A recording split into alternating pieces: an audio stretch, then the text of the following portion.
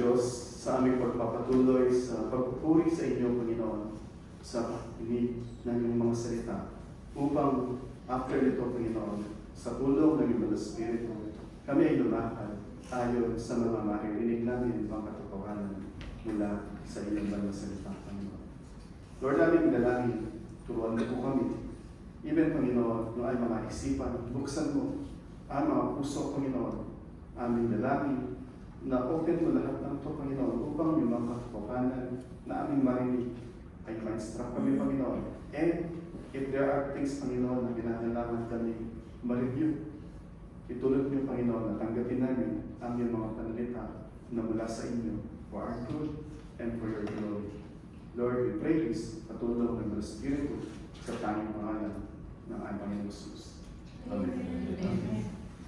Ating context ay masumpungan natin sa Acts chapter 4, simula sa verse 23 hanggang 31. At ito po yung sinasabi. Acts chapter 4, verses 23 hanggang 31. When they were released, they went to their friends and reported what the chief priests and the elders had said to them.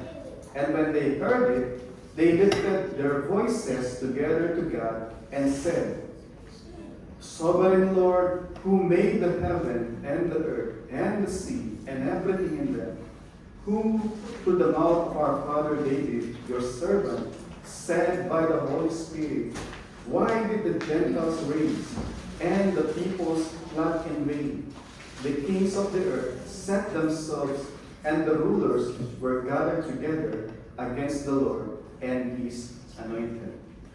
For truly in the city there were gathered together against your holy servant Jesus, whom you appointed, both Herod and Pontius Pilate, along the Gentiles and the peoples of Israel, to do whatever your hand and your plan had predestined to take place.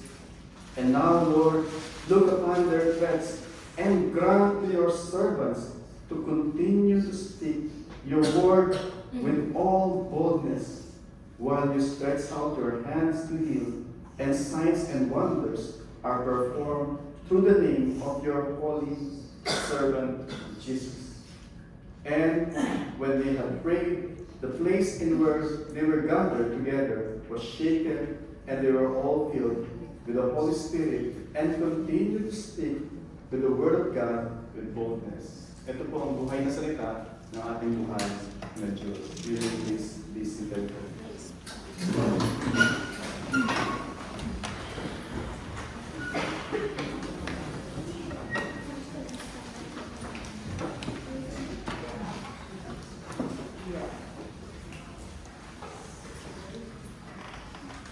Sa Luke chapter 22 po,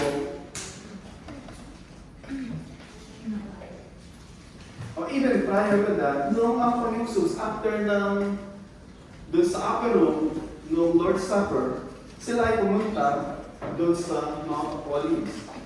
At doon ang Panginoong Jesus ay nanalangin. At sabi sa kanyang mga alagad, dahil antok-antok sila, samahan niyo kong manalangin. At siya ay lumayo ng kaunti sa kanila, by himself, at siya ay nanalangin. Afterwards, pagbalik niya, tulog silang lahat. At sabi niya sa kanila, hindi niyo ba ako masasama ng manalangin kahit na sandaling oras? At siya ay lumayo ulit at manalangin ulit. At pagbalik niya, tulog pa rin sila. At after nun, ano natin ang nangyari, nandun na yung mga punong saserdote at saka yung mga sundalo, mga kawa sa templo, at may dala sila mga torches para hulihin ang Panginoong Jesus. And then, si Pedro, as the impulsive among the 12,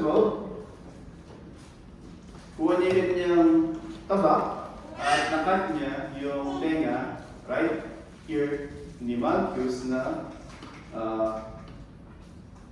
isa dun sa mga humuhuli sa Panginoong Jesus. At sabi ng Panginoon ay calm down, at siya ay sumama ng matiwasay, peacefully doon sa mga nanguhuli sa Kanya. So makita natin doon ang Panginoong Jesus is asking them to bear with Him in prayer. At actually, bago pa yun, doon sa Lord's Supper, sabi niya, yung Son of Man will be handed over doon sa religious leader at siya ay ipapako sa krus. So sinabi niya po lahat ng yon. And even, after nasabihin lahat ng yon, noon nangyayari na, nagaganap na, they were all shocked, they were all surprised, and even to the point na they were all scattered noong gabi yun. So yun po yung makita natin, si Pedro, si John, kasama ng kanyang at sa mga alagad ng Panginoong Jesus, yun sila before yung resurrection. Very, makita mo dun yung, sabi mo, impulse nila dun sa situation, and lot of prayer time, even na in-encourage sila ng Panginoong Jesus na to pray, not for the Lord Jesus Christ, but for themselves. Na pag nangyari na nga, yung time ng kanilang testing ay makayanan nila yung mga pagsubok na kanilang maranasan. However, sa ating text ngayon, makita natin, nung nabuhay na muli ang Panginoon, nagpakita sa kanila, nakasama nila ng 40 days, 40 nights, tinuruan niya sila at in-explain yung scripture that it is being fulfilled sa kanilang lifetime. And after nun, sabi ng Panginoon sa kanila, remain in Jerusalem until you receive the power from high, that is the Holy Spirit. And then, nangyari pagdating sa chapter 2, they were all filled by the Holy Spirit at nagsimula silang lumabas, ipangaral yung mabuting balita at yung repentance for the forgiveness of sins ng mga tao. And in one preaching, they were added 3,000 men. Hindi kasama yung mga kababalihan, mga bata doon. So makita niyo yung 120 kung paano biglang nag-expand, nag-increase yung mga followers ng Panginoong Jesus. And hindi pa doon natapos. So after nun, sila ay nagpapatuloy doon sa templo at yung napag-aralan natin noong nakaraan, merong isang 40 years old na lumpo natin sa templo nang hihingi ng limos. At nung nakita si Pedro, siya ay humingi ng limos, and huminto si Pedro at saka si John, at thinking na maglilimos sila Pedro, sabi ni Pedro, silver and gold we do not have, but what we have, we give to you. In the name of Jesus Christ, and walk. So yung isang paralitiko for 40 years, siya ay nagsimula tumayo, lumakad, at lahat ay nagpuri sa Diyos. And then, naging platform yun, dahil kumuha ng attention, so si Pedro nag-start ulit mangaral.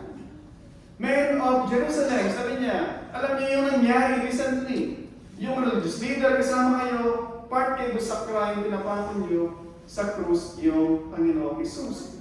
At siya yung pangalan, siya yung dahilan, bakit yung tao na ito ngayon ay nakita niyo siya ay in good health condition. At sabi doon again, they were added 5,000 men. Hindi kasama yung mga kababaihan at mga bata. So makita natin, in a very short span of time, yung church began to flourish. To the point na kung saan, dati yung mga Diyos leader, isa lang yung kanilang pinoproblema. Jesus Christ. How to get rid of Jesus Christ. Sabi ni Anas doon sa kanyang meeting doon sa council ng Sanhedrin, hindi niya ba alam that it is better for one man to die rather than yung buong nation mag-perish? Sabi niya, isa lang. Isa lang kailangan natin itumba, solve na yung problema. After natumba nila ang Panginoong Jesus, nabuhay siya muli. Hindi siya nanatili nakatumba. At nung siya ay umakyat na sa langit, ngayon is, now there are multitude, 5,000 men na nagpapatotoo doon sa power of the risen Lord. So, all the more ngayon, multiplied yung kanilang problema. Dati isa lang, Ngayon, yung mga follower ng Panginoong Jesus, sila man ay nangangaral na. Hindi lang ang Panginoong Jesus. No wonder, sabi ng Panginoong Jesus, unless ay yung butil o isang bendi ay mamatay, libing, mananatili siyang bendi. Pero pag siya ay nilagay mo doon sa lupa, siya ay lalaki at makikinabang yung mga ibon sa impapawid at siya ay pwedeng silungan ng mga tao. Samahan natin dito, the church, sabi nga natin, was born. And hindi lang ipinanganak. Bagkus nakita natin na siya ay lumalago. Nakita natin yung character ng unang church. Very dependent on prayer. Lagi sila doon sa upper room, but then they are not constrained doon sa upper room. Nanalangin lang sila, "Oh Lord, isave mo yung gusto mong isave. Oh Lord, maabot ng mabuting balita yung lahat ng nasyon." Hindi sila nandun lang sa upper room, nananalangin lang at walang ginagawa. As they pray, they go outside and proclaim yung gospel. They pray pagpapakita ng walang dependence doon sa kapangyarihan ng Panginoon. They go out in obedience doon sa command ng Panginoon and trusting that the Lord will use yung kanilang effort. Bakit natin yung balance? They pray, pinapakita lang kanyang dependence sa Diyos, at the same time, they go out sharing the gospel, knowing that God will use them as a vessel doon sa proclamation ng mabuting balita. So yung ating pong text, magsimula sa verse 23, sabi doon, so sila Pedro, si John, hinuli sila ng gabi, and then they were interrogated, at nung umaga na, sabi nila, nagkaroon sila ng quorum, ano gagawin natin sa mga to?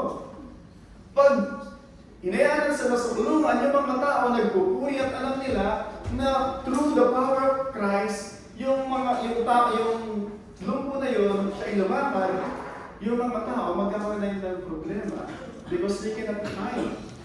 Na something powerful ang nangyari through them. And that is by the name of Christ na kanilang ipinapangaral. It cannot be hidden. So, yun mismo yung confession nila. Yun mismo yung kanilang evaluation ng mga religious leader. Na hindi mo pwedeng itago, hindi mo pwedeng ipagsawalang bakala.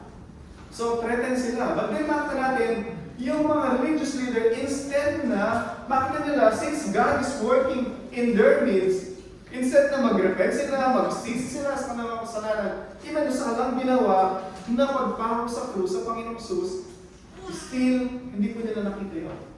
Bagkus binarningan nila si Pedro, si John, we warn you, huwag na kayong mangaral at all sa pangalan na iyan, sa pangalan ni Jesus. So yun po yung kanilang warning sa dalawa. So, after down, sila ay pinakawalan. Sabi sa verse 23, when they were released. So sila ay pinakawalan na. Bakit natin dito, when they were released, sabi doon, they went to their friends. That is the church. Gathered dun sa, perhaps, hindi na sila pwede ngayon sa upper room. Hindi na sila pwede dun sa, kung saan sila naggagadang dati. But then, makita mo, sila ay nag-multiply na. But then, sila ay pumunta. Later on, sabi doon is, perhaps, ito yung sa tahanan na ni John Mark. Sa nanay ni John Mark. So, point ko dito is, after nang nangyari, nireport nila yung marvelous work of God through them. Pumunta sila dun sa church for what? Sabi nila is, kung nakita nila ang nangyari, sa kapangyarihan namin, gumaling yung lumpo. At nung nandun na kami sa Sanhedrin, kami ay inientawagin. At sabi namin doon sa religious leader, sa high priest, sabi niya, huwag na kayo mangangaral sa pangalan ng Kristo. At sinagot namin, sabi namin, kayo nang mamili, susunod kami sa inyo o susunod kami sa Diyos. Kayo mamili. At taas no kami na umalis. Wala pong ganun na makita natin.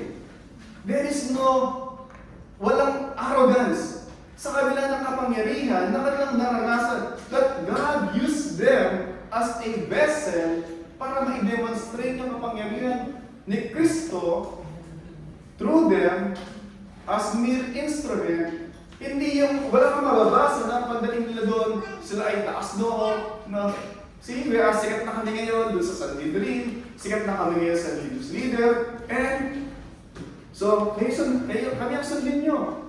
Parang may 5,000 men na, di ba? So, you know who's the boss now. Wala pong gano'n. There is no pride. Yung negative pride. There is a pride that is healthy. Pero, dito, there is no boasting at all. There is an accomplice nila because of Christ. Nireport nila to edify yung church that God is working. That God is really working through the church. And even sa kabila ng effort ng church o ng religious leader to suppress the truth, to suppress yung message na nabuhay muli ang Panginoong Jesus, hindi mo ma-i-public yung liwanag na nagpupumilit na i-penetrate yung kadiliman.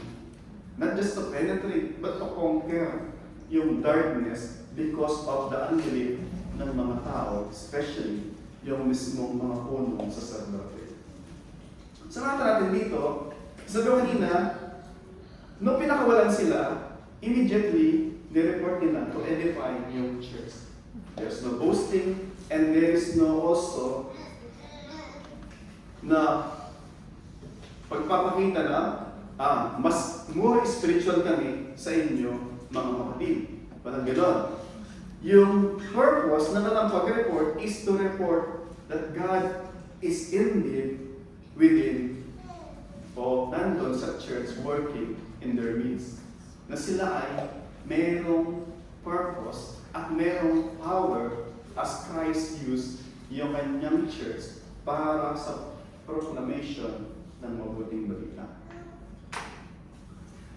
And then, sabi doon, when they heard it, they lifted their voice together to God and said, Sovereign Lord, who made the heaven and the earth and the sea and everything in them. At kasunod sabi niya, Oh Lord, please destroy all of them na kumukontra sa amin. Oh Lord, please end the suffering. Oh Lord, please end all these challenges, all this trial that your church is currently experiencing. Hindi po ganun panalangin nila. Panginoon, destroy mo sila. Panginoon, tapusin mo na yung pag-iirap ng church. Lord, nawa, hindi nila kami mahuli. Lord, hindi sila man manalo sa amin. O hindi nila kami masumpungan. Para huwag nila kami mapahirapan. Nakita niyo po dito mga kapatid. Number one, sa panalangin nila o yung kanilang theology. Sabi nila, nung nakalaya si Pedro, unang-unang namutawi sa kanilang labi, Oh, Sovereign Lord. Sabi nila, sovereign. Pag sabi mo sovereign, He's in control. Yung sa Greek na to is despot. Ibig sabihin, the sovereign one. The master who is in control, absolute ruler, sabi niya, O Sovereign Lord.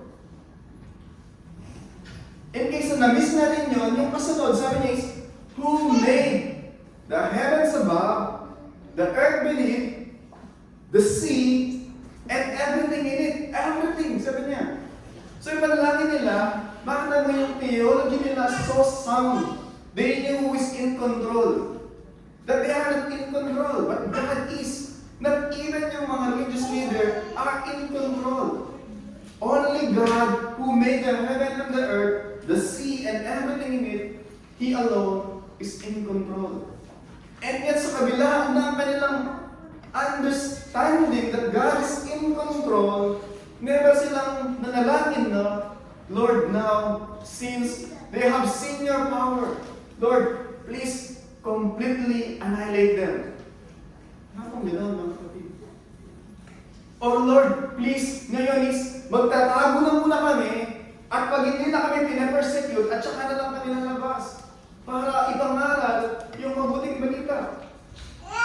Makita po natin dito that theology and their action connects perfectly. disconnect. Hindi sinasabi, sabi ko nga, nauna nandun sila, pagpapakita, yung kanilang pananalangin in the first place, yung confidence nila, yung trust nila, reliance nila, that God can do. Doon sa sitwasyon ni Pedro at saka ni John. Kaya po sila nang nanalangin.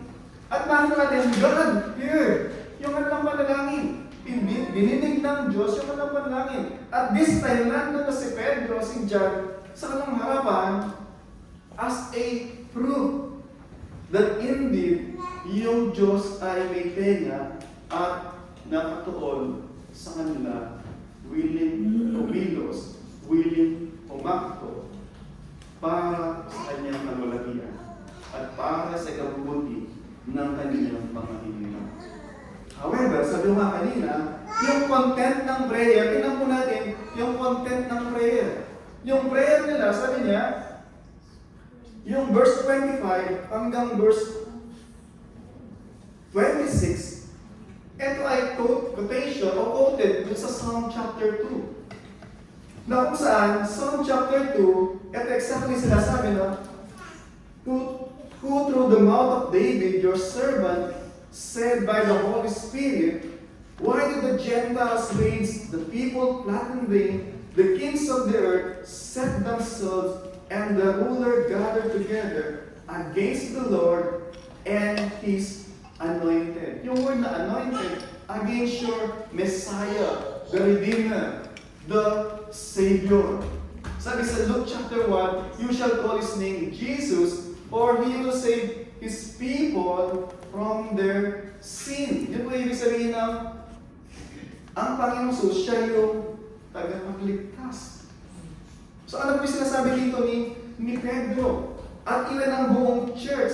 The church na gets nila na lahat ng mga nangyayari na to is being fulfilled, na prophesy ito even through the mouth of David. Si David nabuhay siya long time ago.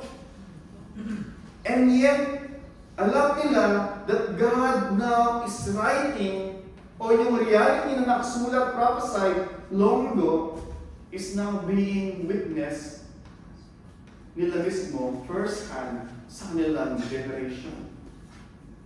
At nakita natin dito yung kanilang confidence na dahil hindi nila maintindihan yung scripture. Nakita natin, di ba, nabuhay muli ang Panginoon. So, sandali, meron dalawang alagad, si Cleopas at saka yung kanyang kasama. Hating gabi, naglalakad sila, nag-uusap. Pinag-usapan nila, ano na ba mangyayari sa atin? Wala na si Jesus Christ. May nagsasabi na buhay siya. Ano ba talaga yung totoo? And then, meron nakasabay sa kanila. Perhaps nakabail siya. And then, ano bang pinag-usapan niyo? To which sabi ng dalawa is, ikaw lang ba yung dayo dito na? Hindi mo alam yung mga research na mga nangyari dito sa lugar na to? O ano ba yung nangyari? Sabi ng Panginoon, meron isang propeta na sinend ng Diyos, ito na yung expect namin na mag-liberate sa Israel, pero pinapako sa krus. And then sabi doon, invento niya mula doon sa written ni Moses hanggang sa Psalm, and all the prophets, and then, pretending na dediretso pa sa nanglakad, ay hating gabi na masyado. Sama ka na sa amin. Perhaps nandun sila sa panunguyan. And then, as the Lord just broke yung bread, may sabihin, nag-Lord's Supper, then their eyes were open. And they began to understand that the scripture is being fulfilled to sa kanilang lifetime. So ito na ngayon yung church, na alam nila, yung mga nangyari nakasulat in the past is just being fulfilled sa kanilang mismong mga mata as they experience it. So point po doon is, mga kapatid, knowing that God is in control, knowing that God is fulfilling what He promised long ago, it gives them not only the boldness, the courage, but the comfort and confidence that whatever happened, they are in the hands of a loving God who is in control over all things. Yun po yung very comforting doon. To be in the hand of an angry God is so terrifying. To be in the hand doon sa isang malupit na amo Hindi ka makakatulog. Pero, to know that God is in control, that He is in your side, or you are in His side, on His side, there is no more comforting to know kesa po doon. And then sabi ko pagdating sa verse 27, for truly this city were gathered together against your holy servant whom you anointed. Ni-reiterate po yung word na anointed. Whom you anointed, sabi niya, were both Herod, Pontius Pilate, with the Gentiles and the people of Israel. Sabi niya, ito yung masunod ulit. Pagdating sa verse 28, to do whatever your hand and your plan has predestined to take place. Gusto mo marinig niyo ng malinaw, ito mga kapatid. Sabi niya, they all came together, yung mga religious leader, yung mga Gentiles, hari na si Pilate, si Herodes, si Pilate, lahat na sila nag-join forces. And then next note, nag-join forces sila, sabi doon, verse 20, to do whatever your hand and your plan has predestined to take place. Mga kapatid, that is so heavy theology. Nag-gather sila, lahat ng mga haters of Christ, they join force together. But for what? Para sa kanila, ginagawa nila, lahat ng ginagawa nila to destroy Christ. But then, it was actually within the control and predestined plan of God. Hindi nila alam na as they carry out yung kanilang murderous act, yung kanilang hateful acts, hindi nila alam that God is using mismo yung kanilang ginagawa to fulfill what was promised long ago.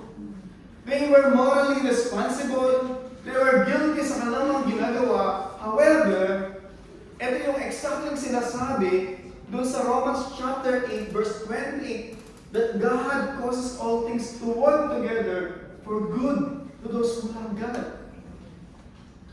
Ito yung sinasabi ni Joseph doon sa Genesis chapter 51, you meant it for evil, but God meant it for good. Ano po yung point doon? People around us, na kung saan wala tayong control, hindi natin kayang diktahan yung gagawin isipin ng mga tao around us. We cannot. But God can, is in control.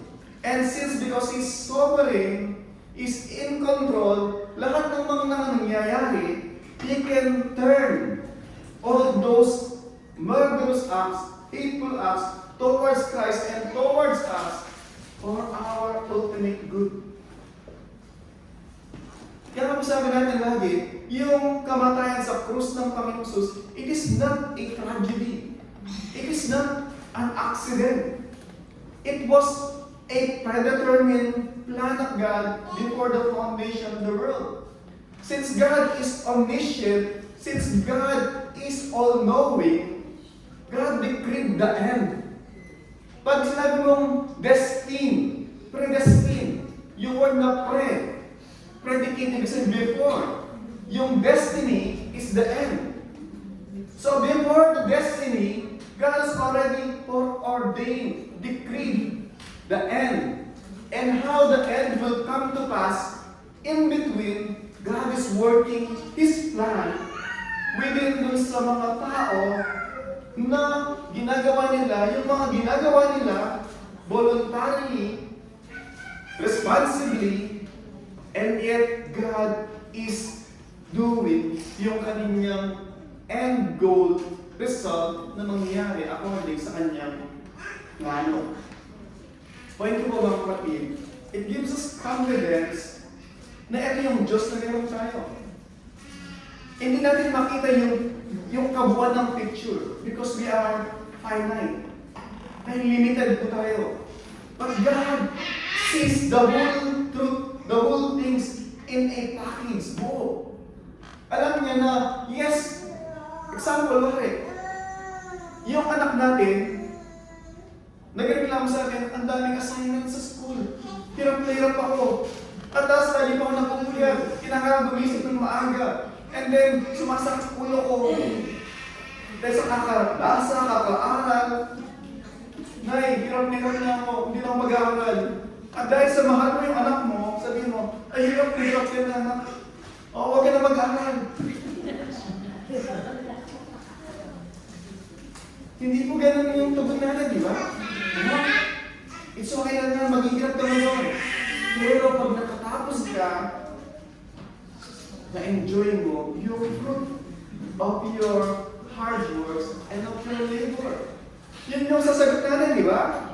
Because alam natin na pag nagtapos sila, chances are, magkakaroon sila ng either na maayos na negosyo, maayos na kabuhayan, o anong buhay. Kaya it's okay na mag-suffer sila for a while for the end goal na nakikita natin. Mga kapatid, ang Diyos, yung kanyang goal na nakikita, it's not just a probability. It is certain, it is sure. It is written on rock. Alam niya kung anong mangyayari sa kabila ng mga pinagdadaanan natin na inallowed niya. Accountable yung mga tao sa paligid natin, responsible yung mga tao sa paligid natin for whatever act, for whatever injustice, for whatever heartache na kalang ikokos idudulot sa atin. However, because God is in control, even na yung kailang mga gagawin to harm us, still God can make all those na mga action nila for our ultimate good. And in fact, minsan ina-allow ng Diyos to prune us. And even to try us para lalo tayong pumapit sa Kanya. Lalo tayong magtitiwala sa Kanya, oh Lord, hindi ko kaya to Lord, please help me. Lalo tayong all the more because we are confident that God is sovereign, that God is in control, and that God loves us. We can come to Him in prayer, Lord, I surrender all to you. Kaya nga, merong kanta si Don Juan, di ba? I will sing, even in my darkest hour, through the sorrow and the pain, I will sing, di ba? Yung kanta na yun, kung naiintindihan natin, sabi niya, even in my darkest hour, through the sorrow and the pain, I will sing. I will lift my hands to honor you, because your words are true. I will sing, sabi niya. On the contrary, when we are relying sa sarili nating kakayahan, when things are falling apart, ano yung gagawin natin?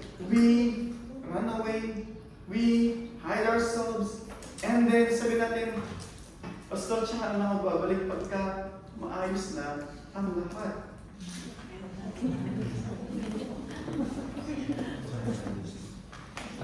Mga kapatid, una po, it is God who will make all things in order. We cannot even order our schedule. We cannot even order our priority. We cannot even order our budget. How can we order our lives? But God, since He is in control, He can order our lives. Even though the world is out of order, God is in control. And base po dun sa katotohanan na yun po yung panalangin o yung sabi ng mga alagad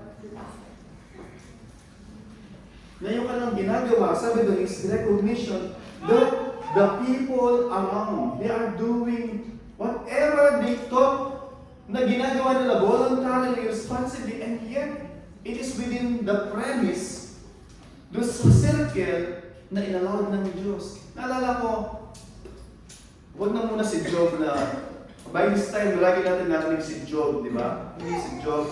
Job sa Bible, di ba? Nasabi na ni Satan.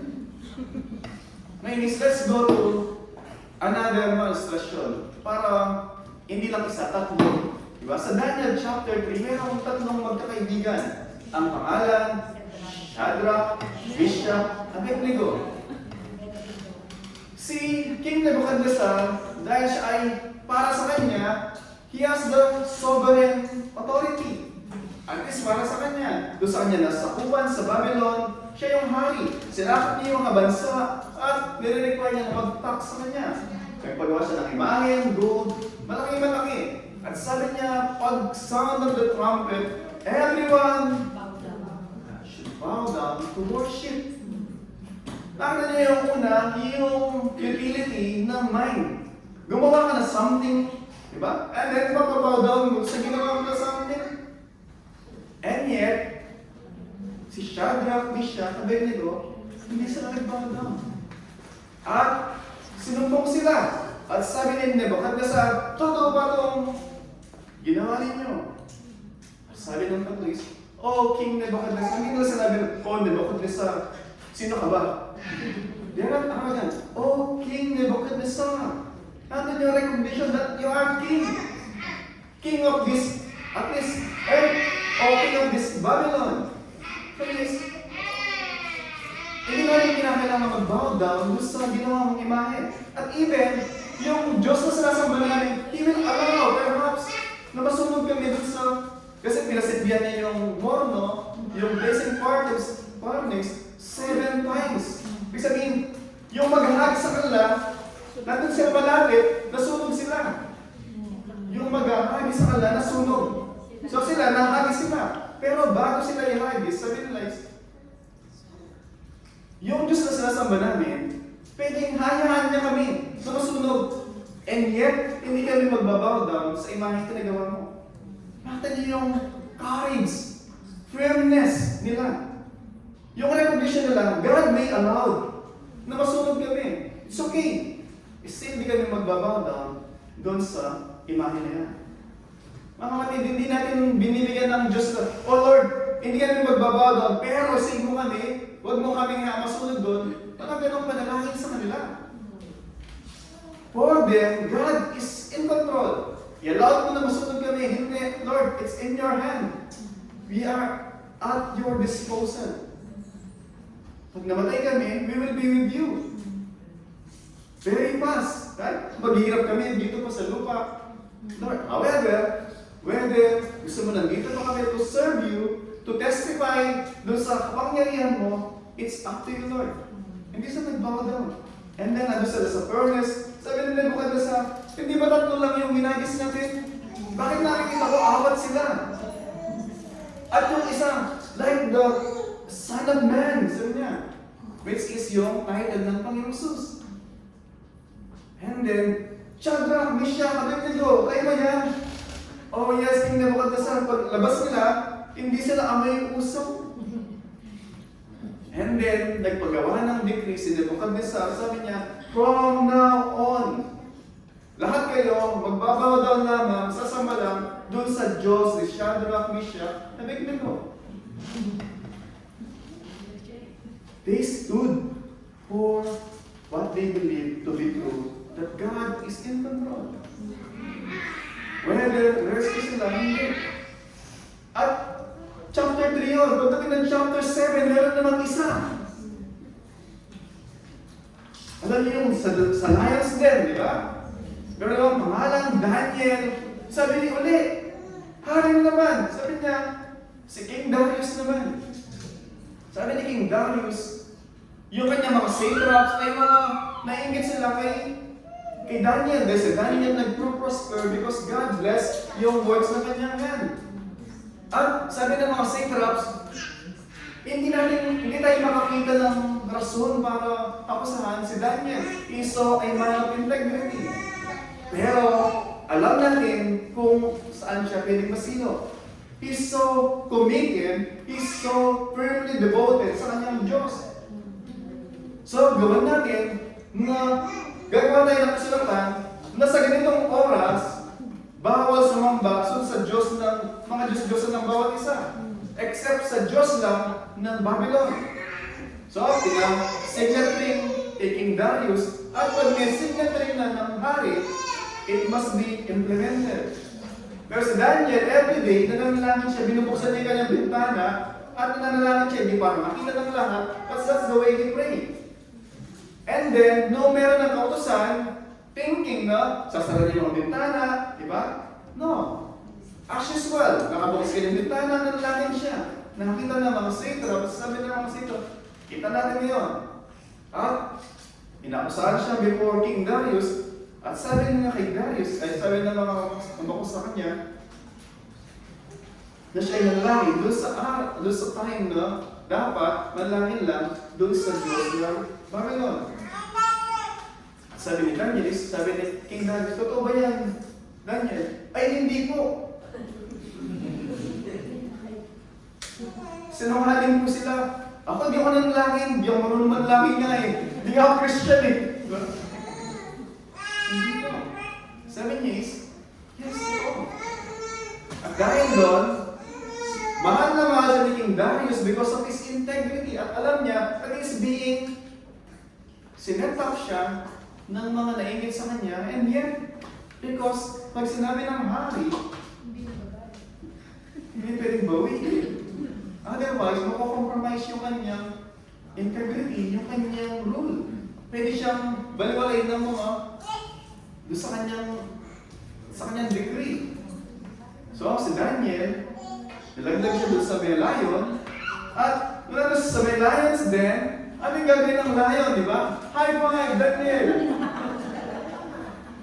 Ano yung sa lions din, kausap niya yung lion, at nagkatabi sila. Kung nanood kayo ng The Croods, di ba? Meron doon parang, di ba, tiger yung kulay, iba-ibang kulay. Diba? Ginawa niyang pet. At pagkagising, hindi nakatulog si King Darius ng buong magdamag. At umaga-umaga, siya yung hari pumunta doon. Daniel, sinildiwan ng Diyos mo. O King Darius, tinakpan po na, pinasakan po ng Diyos yung bibig ng layon at hindi ako na-harm. At dahil doon, yung mga satraps, sabi doon, hindi pa sila nalaglag, dinakpan na sila ng layon at kinain sila. Nakita po natin doon, ano ba yung point doon? Sometimes God will rescue us. Even from the fire, from the lion, but sometimes He allowed. Sabi yung tradition, si Isaiah, sabi ng tradition, nahati siya ng dalawa. Dahil nagtago siya sa cross, doon sa puno, gano'ng malaking puno, and then yung hari ng Israel, dahil galit sa kanya, ang nangangaral siya na repent, hindi siya mahuli, pinahati yung puno, at siya ay nahati. Yun ang sabi ng history about Isaiah. Kaya nga, later on, babasahin mo sa Hebrews, yung heroes of faith, some were sown in two, sabi doon. Some were spared doon sa lion's mouth, some were spared from the furnace, but some, sila ay napagutan ng egg. Si Apostle Pablo, si Pedro, si James na kapatid ng Panginoon Jesus, kasama sa inner four circle, o sa inner three-inner. Siya ay ginilitan ng leg ni Herodes. Point po mga kapatid, alam nila that God is in control. And yet, they do not dictate the terms of God. Lord, I believe, pero Lord, dapat gawin mo to ha. Lord, dahil naniniwala lang ngayon sa'yo, Lord, dapat hindi na ako maghihirap. Lord, dapat hindi na magugutom. Lord, dapat yung mga anak ko, hindi sila magkukulang sa kanilang supply. Lord, dapat magpag-aral sila lahat. Dahil ako ay Kristiyano na. Lord, sabi kanina, hindi na magkakasakit dapat. Di ba? Sometimes, yan po yung disconnect between our understanding that God is sovereign and our understanding that we are not living in the side of heaven po. Wala pa po tayo sa langit. Nandito pa rin po tayo sa fallen world, cursed because of sin. And that should actually give us, longing. Oh Lord, haste the day. Para Lord, nandun na ako sa place in your presence. Wala nang sin, wala nang suffering, wala nang pain. Mahal ko po yung church, mahal ko yung mga anak ko, mahal ko asawa ko. But Lord, I cannot wait to be with you, with them. That's our longing. Kesa yung, ang daming inaalok ng sanglibutan, di ba, sa Gama. Sobrang inaalok ng sanglibutan, minsan parang mga credit card, mga bangko, di matter, sir. But I'm offering you free lifetime credit card. I don't use credit card. Sir, it's free. It's free, diba? Sabi ko, if I purchase something, it's free. No, you have to pay. Kapatid, sometimes, ganun po yung mundo. It offers a lot of comfort. Para maging relax tayo na, I'm doing fine, I'm doing okay.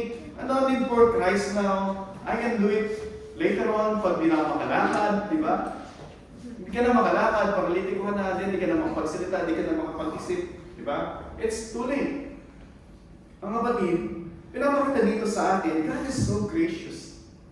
God is so gracious na pinapakita sa atin, even na yung mga alagad, they were far from perfection. Hindi sila mga perfect. And yet, God can use them as a vessel para kapangyarihin sa kanilang lifetime, sa kanilang mga mata mismo nakita nila, na-witness nila that God is faithful, that God is sovereign, even na sila ay mga farmer, mangingisda, mga shepherd. God can use them. Hindi po kakaiba sa atin.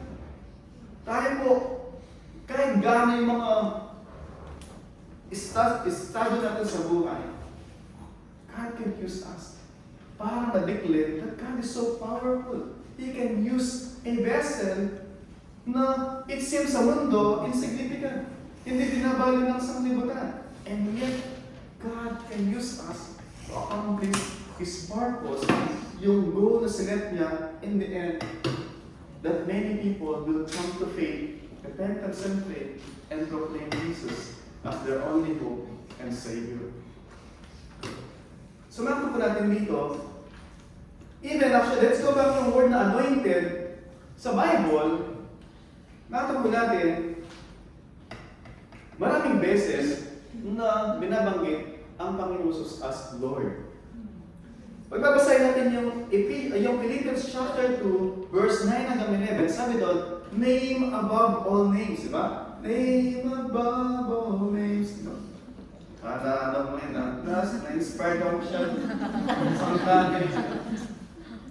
Name above all names. He was given name above all names. That the name of Jesus, the Lord, sabi doon, every knee should bow. In heaven and on earth. Kanino magbibigay yung bowing down in heaven and on earth? Kundi sa Diyos lang. Ako. And yet, it was given unto Him. And then even, okay, Philippians chapter 2, verse 9 and 11 yun. Let's see yung Revelation chapter 19. Revelation chapter 19, ito po sinasabi. Verse 16. Para makita po natin, yung Kristo na ating pinag-uusapan. Revelation chapter 19, verse 16. O simulan ko pa, dun sa verse 11. Then I saw heaven open. Sabi ni Apostle John, then I saw heaven open sa kanyang vision. And behold, a white horse, and one seated on it is called the faithful and true, the righteous, and in righteousness he judges and makes war. And his eyes like a flame of fire. Iskip ko na yun. And then sabi doon, verse 13 is clothed in a robe dipped in blood, and the name by which he is called, sabi doon, the name by which he is called, the Word of God. Yung pangalan na tawag sa kanya is the Word of God. John 1:3. In the beginning was the Word, and the Word was with God, and the Word was with God. Everything was made by Him and through Him. Amen. That's Christ. It is Christ who created and sustained and governed all things. Kung di po magtatapos pa doon, sabi niya, same chapter ng Revelation 19, pagdating sa 16, sabi po doon, and on his robe, on his thigh, he has a name written, King of Kings and Lord of Lords. The sovereign one. When they pray, as Jesus is now seated on his throne in heaven, after ng resurrection and ascension, when they pray, all sovereign Lord. They are praying to the Lord Jesus Christ, the sovereign one.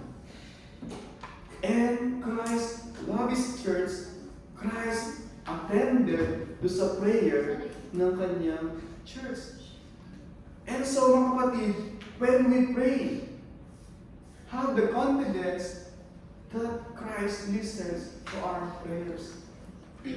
And when we do not pray, it just gives us yung indication either na hindi natin alam that Christ is sovereign, is in control, or Christ doesn't hear yung ating mga panalangin because He doesn't care. Pero mga kapatid, yung early church, marked sila ng kanilang confidence, trust, reliance dun sa sovereignty ng ating Panginoong Jesus. And so, we are to that. And then, sabi niya, and now, Lord, look upon the threats. Ito yung kailangang panalangin. After na ascribing who God is, that He's the sovereign one, adoring God, and then, sabi nila, meron silang prayer. Gusto makita niyo yung prayer nila. Hindi sabi, oh Lord, give me this, give me that, Lord, heal me. Ito po yung prayer nila. Makita natin yung prayer. And now, Lord, look upon their threats. Tingnan mo, Lord, yung malang, oh, Lord, consider their threats. They are threatening your church. They want to stop us from preaching the gospel. Yun po yung malang threat, di ba? Do not preach in this name any longer at all. Sabi nila, then, Lord, panalangin nila, grant to your servants long life, prosperity, good health. Hindi po. Grant to your servants to continue to speak your word with boldness. Yung kanamang panalangin, it's not long life. It's not security. It's not good health. Wala mo masama sa lahat ng yun. But that is not the priority. Why in the first place Peter and John were set free? That's not the first priority. Why God saved His people from their sin. But to herald the good news for the salvation of mankind. Yun po yung dahilan bakit tayo niligtas ng Diyos. We are saved to serve.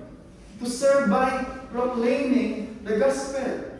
Yung pong waiter na nagsaserve, may example, ako yung waiter, kayo yung mga customer, di ba? Sinerve yung pagkain, na-prepare, di ba? Tapos, gusto nyo tuwang-tuwa kayo, you are satisfied. Kasi sasabihin nyo sa waiter, waiter, ang galing ng niluto mo. Di ba? Sabihin ng waiter, sir, sinerve ko lang po yun.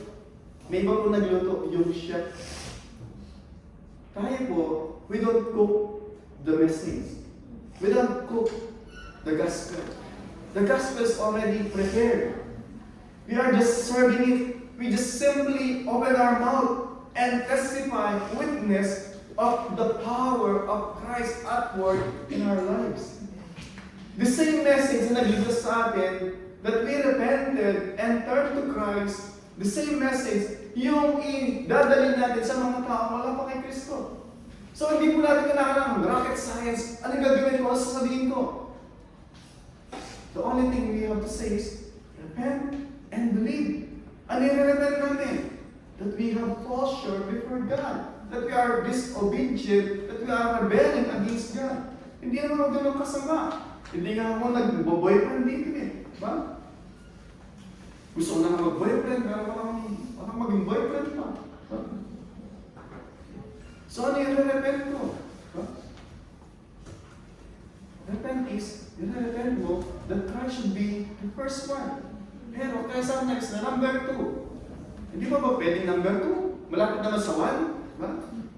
Number 1, kasi nakaupo sa number 1, siya yung master. And sometimes, meron tayong global personality. Tayo nakaupo dun sa throne.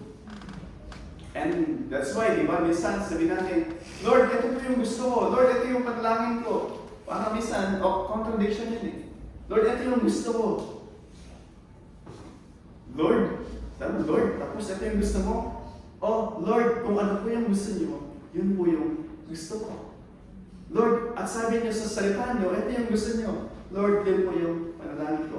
In Christ's name. In Christ's name, meaning is, as Christ wanted, Lord, ito po yung gusto ko. Yan po yung Christ's name. Yan po yung ibig sabihin ng in Jesus' name. Hindi po magic word, Lord, gusto ko ng bahay. Lord, gusto ko ng maraming kotse.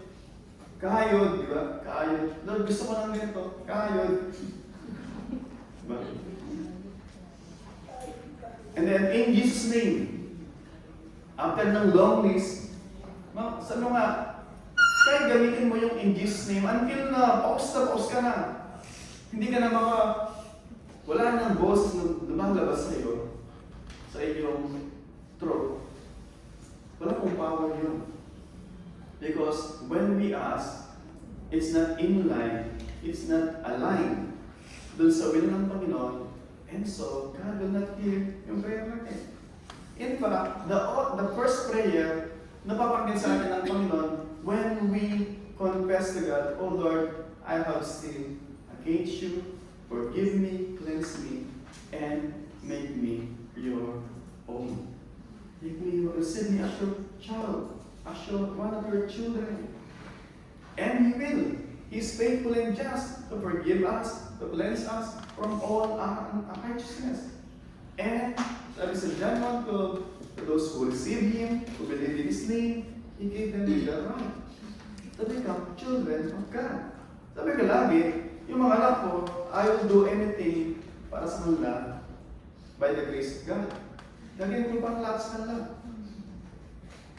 Si Brother Mal, ang ginagawa niya lahat para sa kanyang yung anak din, para sa kanyang pamilya. Overtime siya ngayon, diba? Kailangan niya ng trabaho para sa kanyang pamilya. Mahal natin yung pamilya natin. And yet, I guarantee you, marami akong mga bagay na wala sa control ko at hindi ko kayang gawin para sa kanila. No wonder kung balang araw di sila mag-succeed is because on my part, hindi ko kayang kontrolin yung mga bagay o maraming bagay. But God, who is our Father, is sovereignly and is in control over all things. Amen. Yung overall things na yun, kasama yung mga tao sa paligid natin. And since He's in control sa lahat, we can have the confidence that He's doing yung kanyang ginagawa for our own good. And in case na minsan dumaranas tayo ng mga bagyo sa ating mga buhay. Minsan napagalitan tayo ng mga lawyer natin. And God sometimes allowed yung bagay niyo to test us. Na huwag tayo we think so highly of ourselves, pinagalitan ako. Sometimes, nasasaktan tayo kung pinagalitan ka because meron tayo sa mga fried chicken. Right? Na para bang hindi na tayo pwedeng pagalitan. Right? Napagalitan ka, nag-resign ka, naalala ko, nagpunta tayo sa polo dati, di ba? Meron tayo, I think, 300 na mga piraso ng mga gifts pang Christmas. And then, nagpaikot tayo, grupo-grupo. Sa grupo ko, sabi ko, bakit po kayo napunta dito sa OWA, sa Business FW? Sinigawan po kasi ako ng employer ko. So, ano pong ginawa niyo? Nag-run-away po ako. Sabi ko, nag-run-away ka din, sinigawan ka. Isa naman, pinagbuhat po kasi ng galon ng yung 5 gallon ba yun? 6 gallon, nag-order sa dispenser. Sabi ko, okay. Point ko mga kapatid, yung isa naman is nurse daw sa Pilipinas, tapos ano siya dito kasi nilakang ng Facebook, apply dito, di ko lang kung may CC yun. Tapos pagdating ko dito, pinagtrabaho ko ng bahay, sabi, hindi ko marunong maglinis ng bahay. Yung amo ko pagkano ninyo, ginaganon niya yung mga pang-amba. Tapos, hindi ko alam na kinakailangan ko lang everyday na linisin para matanggal yun. So, nung pinagalitan siya, pumunta sa OWA. Point ko ba mga kapatid?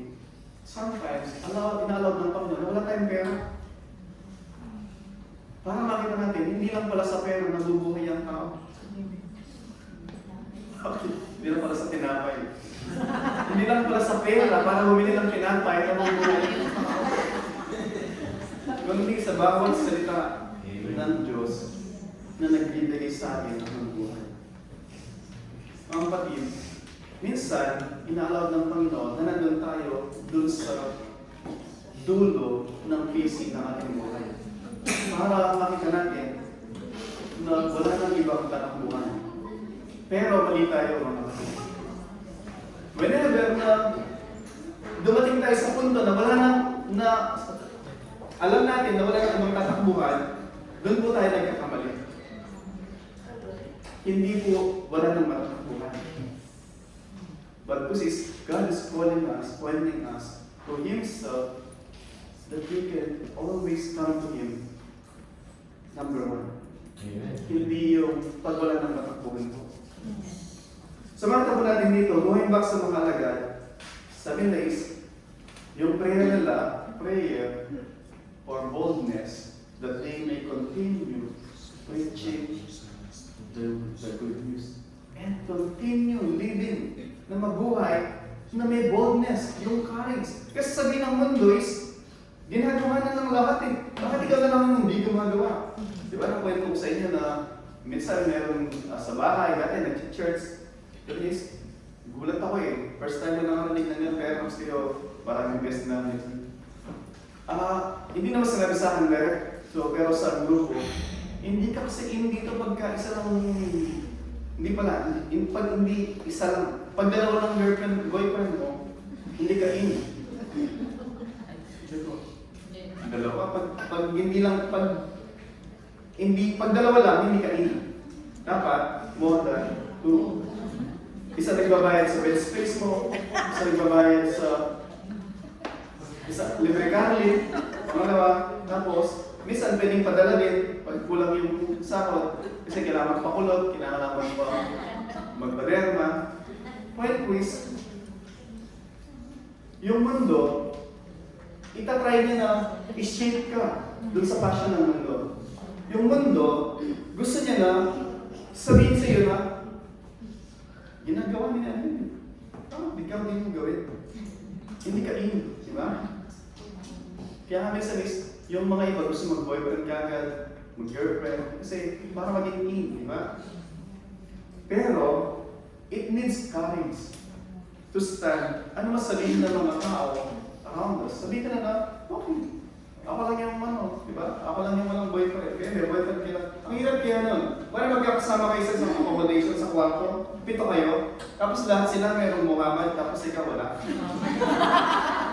Tapos meron ka JC, di ba? Meron JC, Jesus Christ, di ba? Boyfriend mo si JC. Pero sila lahat is Muhammad yung nila. Sabi ko is, yung mga tao, tukutin ka na, sabihin nila sa'yo, kala mo sino ko ngayon. Gulang ko sino ko santa, di ba? Sabihin nila sa'yo. Kasi bakit? Kasi nasaktan sila na bakit ikaw kaya mo. Hindi na lang sa sarili mo, hindi mo naman kaya. Merong inner Holy Spirit na nagpapaunawa sa iyo na parang suicide yung ginagawa mo, yung ginagawa nila. So bakit natin dito, we need to pray for boldness to withstand yung panlilibak ng mga tao around us, and even the boldness to continue preaching yung gospel, witnessing for Christ. Sabi niya, you will be my witnesses in Judea, Jerusalem, Samaria, the remotest part of the earth. That's the reason, bakit sila pinagaya ng Diyos. That's the reason why they were given the Holy Spirit. And that's the reason now they are praying for even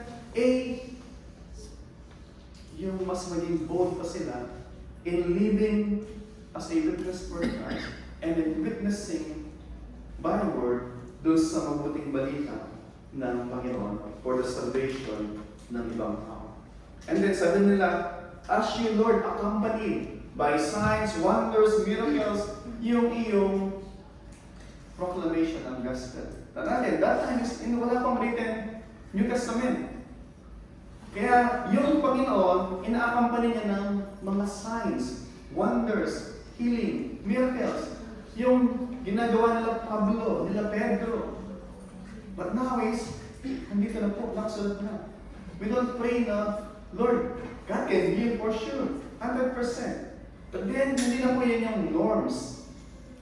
Hindi na yun yung norms na ginagawa ng Diyos na pag nag-pray ka, immediately gagaling yung tao. Sometimes God is glorified dun sa kamatayan ng isang tao.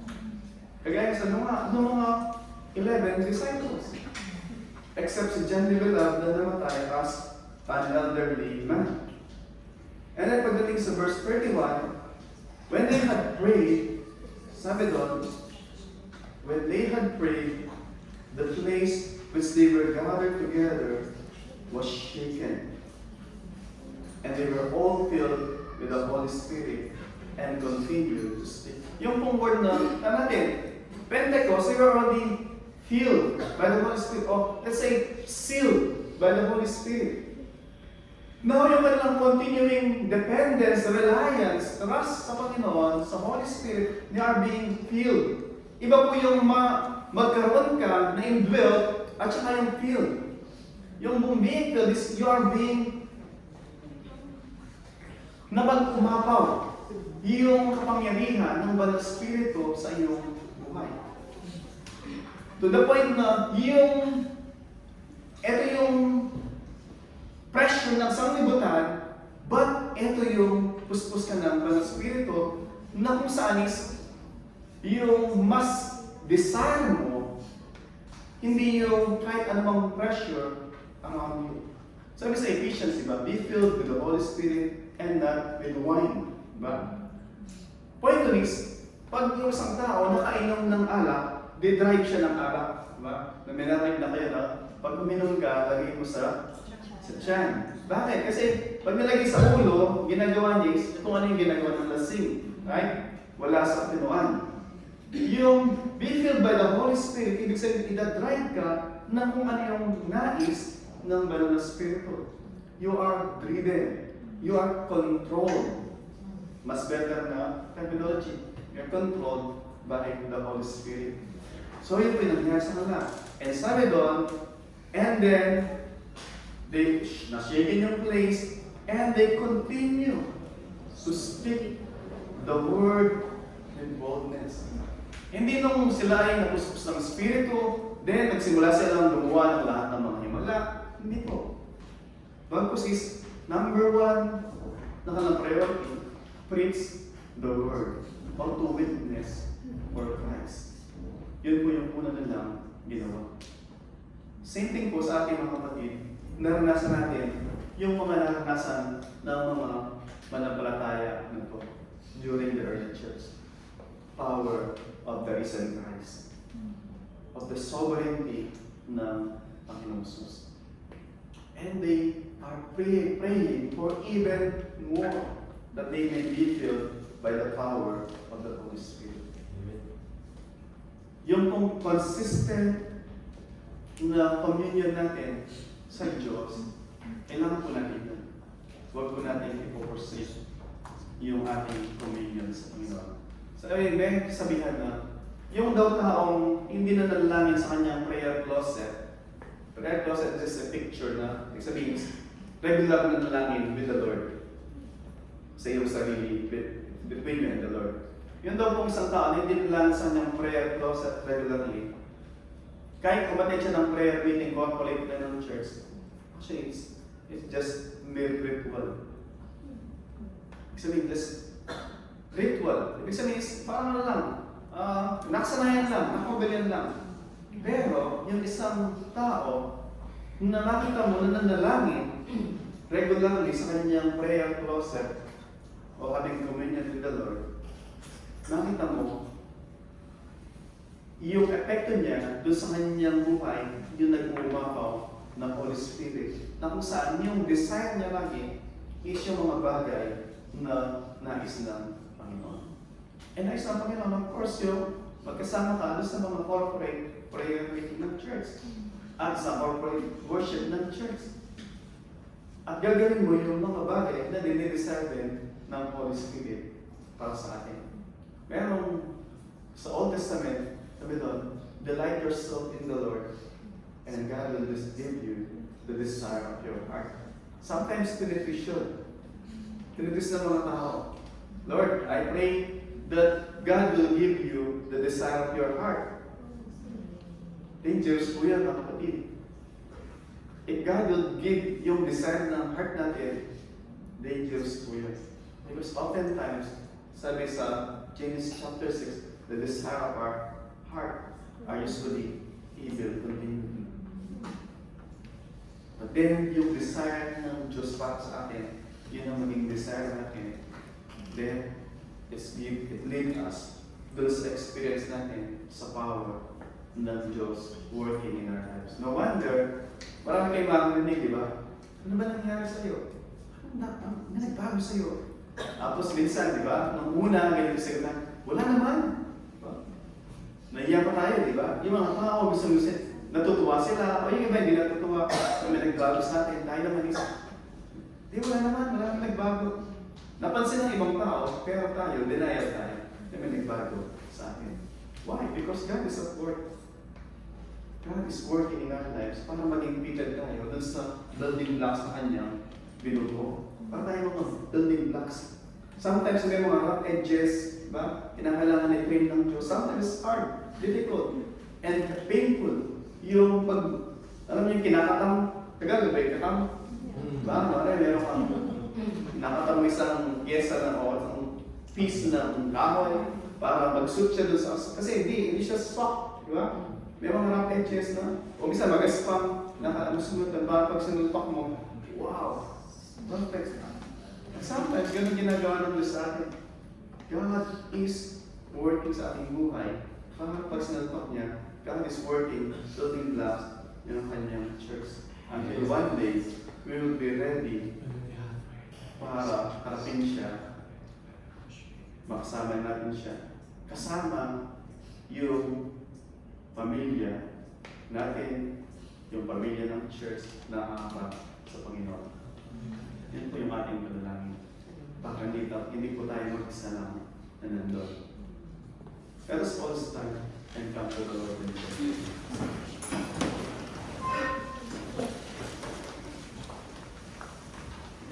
Bago po tayo manalangin, I encourage you na saliksikin po natin yung ating mga puso at mga isipan at makapag-usap po tayo sa Diyos. Lord, ano po yung action na gusto niyong gawin ko sa mensahe ko? Lord, ano po yung nais po ninyo, Panginoon? And then, tayo po ay mag-close sa panalangin.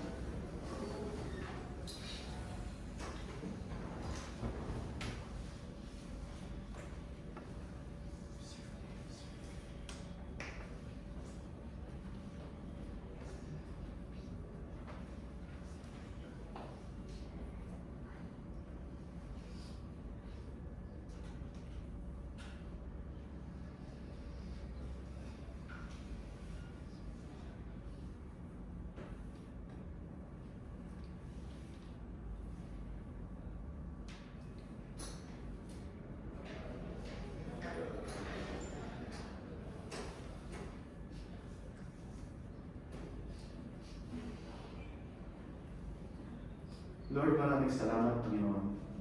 Tunay nga po that you are the sovereign Lord who is in control over all things.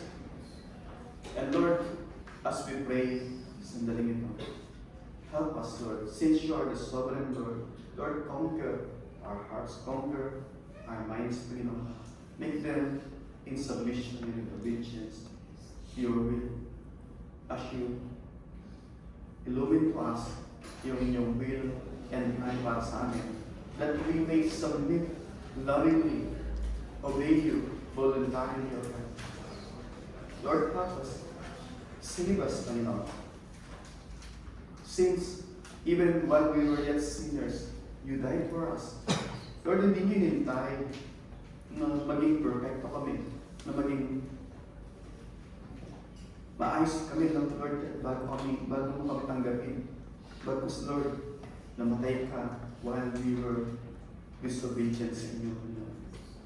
But then, Lord, as a result ng ginawa mo sa aming buhay, nandun yung pasalamat manifested sa aming gratitude, Panginoon, obedience, as we, by the help of your Holy Spirit, faithfully, willingly, witnessing dun sa work na ginagawa ko sa aming mga buhay.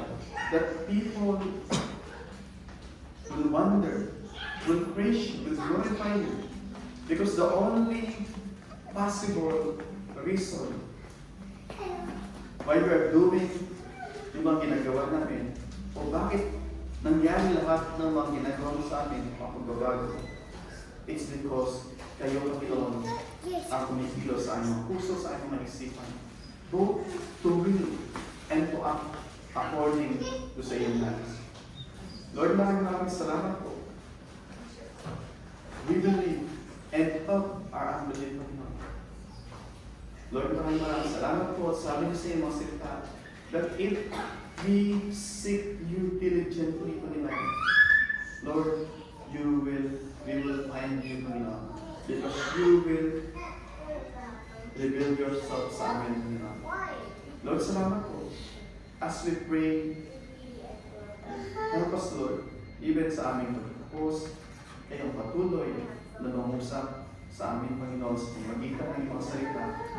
And as we ponder sa iyong mga mensahe sa aming Panginoon, Lord, nawa sa pagkakapos ng worship service na to, paglabas po namin, ay magpapatuloy yung pamumuhay namin na ayon sa iyong nais.